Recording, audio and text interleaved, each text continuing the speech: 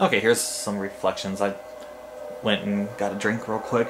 F.E.A.R was not bad in a sense of the type of game it is. If it had a different title on it, I think it would have been a lot better. Just it sets up the fact that this is a scary game. It sets the precedent. I mean, the name of it is F.E.A.R. Well, really, it's F.E.A.R. That's so fun to say. There was really nothing scary whatsoever until the 11th chapter. Oh, okay, there's a couple, like, 30-second blips of something being almost scary where they tried, but it was really just nothing. And then at the very end, they completely changed the tone, the whole tempo, and I really liked the ending of that game. The explosion, there could have been something like one final boss, or maybe you see her right in front of the explosion or something. That was interesting. I didn't expect that as an ending. We're like, oh, you're outside, you're safe, here's a scripted, a little scare for the, you think you're gonna get game over. But of course, all my gripes I have, I'll list them out. You've heard me say these hundreds of times. I'm sure you're extremely annoyed by hearing this. But lack of regenerating health, I guess. I mean, that's like a kind of, ooh, all shooters are so easy now because they have that. That's understandable, but when you have enemies like this, it would have helped. Or at least have more health packs. Granted, I went through it, and it was a relatively decent amount of time. I just got frustrated with the amount of times I just had to sit back and let myself regen to 25 and go forward. Also, speaking of the enemies, I like that they have really good AI. That's really good. But Jesus Christ, were they good shots. These guys were just ridiculously sharp shooters. Like, you could go around the corner, and they'd shoot preemptively before you get around the corner, so that by the time you reach the corner, the bullet is, like, right there on you. That kind of stuff got kind of annoying. Throughout the game, I would like to have seen more variety of enemies. Just the...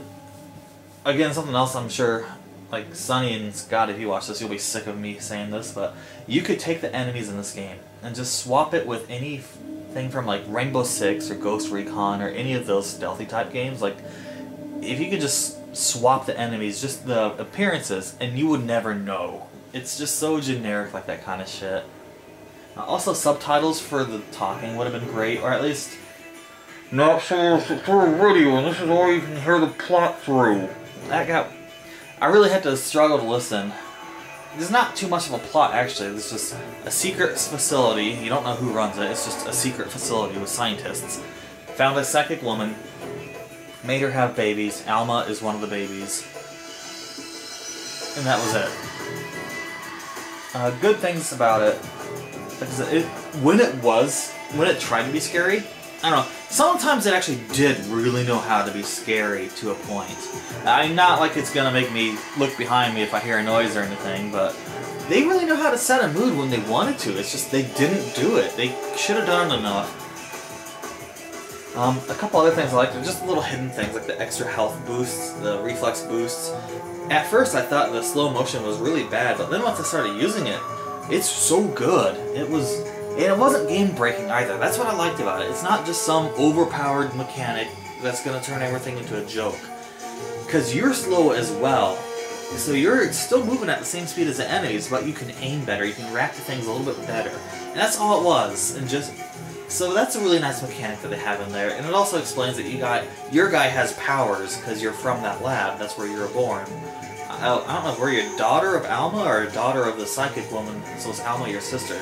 Someone post up if you actually watch this. I don't blame you if you don't watch this. I wouldn't watch this.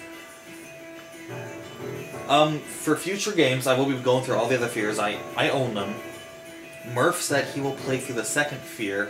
It won't be for a long time. I want to do a variety of other games before that. And then a long time after we do F.E.A.R. 2, we'll do F.E.A.R. 3, because that is co-op.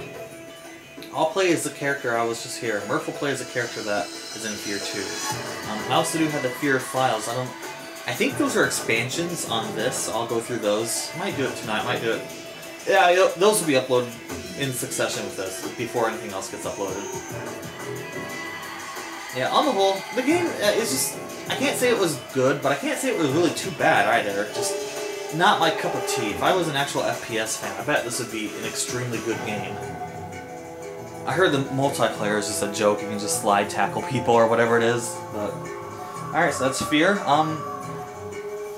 As far as next games that we're gonna play, whatever we play when I have a group of people over, we don't really ever know. It's just whatever the guys feel like. I do have all of Resident Evil 2 recorded, and so that will be uploaded next. But then Scott and I were actually playing through Call of the Cthulhu on the original Xbox, so that will probably go up after Resident Evil 2. As for the game that I'll be playing by myself, because I like to do this on my free time too, when it's not a weekend with people over, it gets me through my whole... My stack of games is now like 90 strong that I need to play through, on top of all the ones that I've already played through. But the next one I'm going to do is Echo Night. That was the third one on my... If you can remember, it was almost a year ago when I put up that video to vote for what game I'll play. The four of them were D, then F.E.A.R. It just took me a very long time to get to F.E.A.R. Then Echo Night, and then it was Alone in the Dark 5, but I've decided I'm going to do the Alone in the Darks in order. So I'll do the very first Alone in the Dark after Echo Night. And those are just for the titles that I'll be playing by myself. So they might not come out for a very long time. Just kind of a bit of insight there. Well, that was one hell of a tangent. Half of it was an actual reflection, half of it wasn't. Hope you enjoyed it. I can't say I did, but it's a playthrough. My goal is to play through every single horror game. So thanks for watching.